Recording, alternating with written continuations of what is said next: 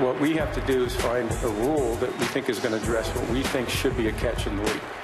And I think we've got a great opportunity here to get this rule right.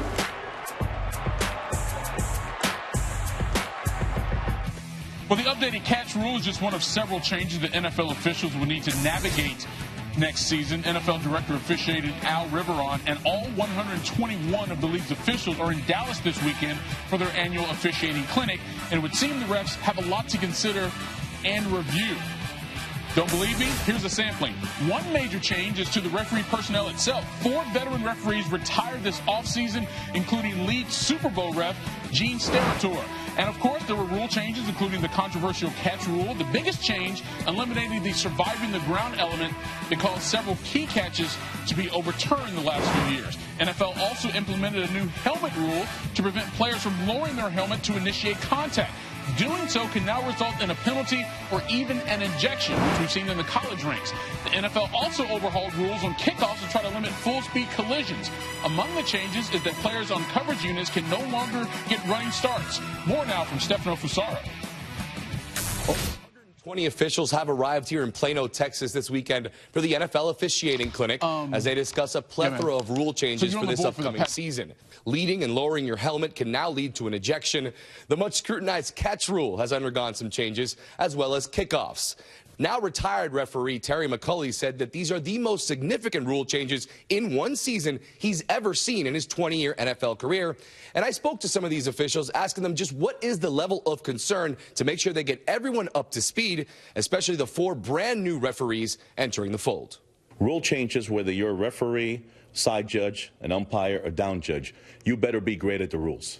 We don't have time, and we don't say our referees have to be the best at the rules.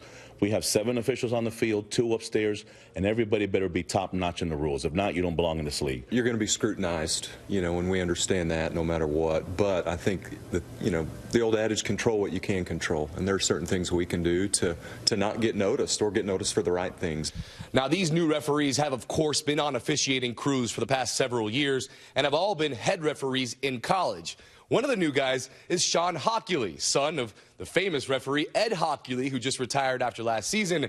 But he's still got a little bit of work to do in the bicep department if he wants to match Dad. All right, more now with Darren Woodson, the Cowboys' all-time leading tackler. By the way, is that a compliment to you or a knock on the 7 guys that played in front of you? That's a compliment. Okay, I thought it was. And I could never knock those guys in front of me. Trust me on that one. Good point. All right, let's talk a little bit more about what we're going to see in the NFL this season. We got some new officials coming in, but also some new rules, especially from a defensive player standpoint as it relates to the new helmet rule. How do you see this playing out from the guys who have to be responsible for tackling players? I don't think it's – listen, I think as far as understanding that, you're getting thrown out for illegally using your helmet, that's one thing. But the rule itself, this has been mandated, years back. The defensive players have had to deal with this for the last 5 or 6 years. Officials have gone out to training camps to show guys how to hit without leading with their helmet. Defensive players on how to hit without leading with their helmet. Coaches have coached the defensive players over the years to stop leading with their helmet. So on the defensive side, I don't see it being that big of an issue. Guys are going to have to watch what they do, and they've been doing that for the longest. On the offensive side now, things are going to change because we have not monitored the offense, whether it be a running back, whether it be an offensive guard who's pulling around, who's going to lead with his helmet, whether it be a quarterback on a quarterback sneak who's leading with Tom Brady, who's leading with his helmet to get the first down. Now they're leading with their helmet. They've never been coached on this process. I don't think it affects the defensive guys. I think it affects the offensive players because this is a new situation for them. Let me ask you this. From a player's perspective, how long does it usually take to match your execution with the awareness? You know what the rules are, but it's against what you've traditionally done, which is just sort of muscle memory. Are we talking weeks, months? What are we talking here? Weeks, months. As for defensive players, it's taking years to know how to really adjust your game to how it's played. I can remember safeties. I remember when I first got my fine, and this was 12 years ago. And it was that started that time where safeties were hitting wide receivers and leading with their helmets. I got a $70,000 fine for one hit by leading what they said I was leading with my helmet. So that's when it started to change back in the 2004, 2003, back in those years.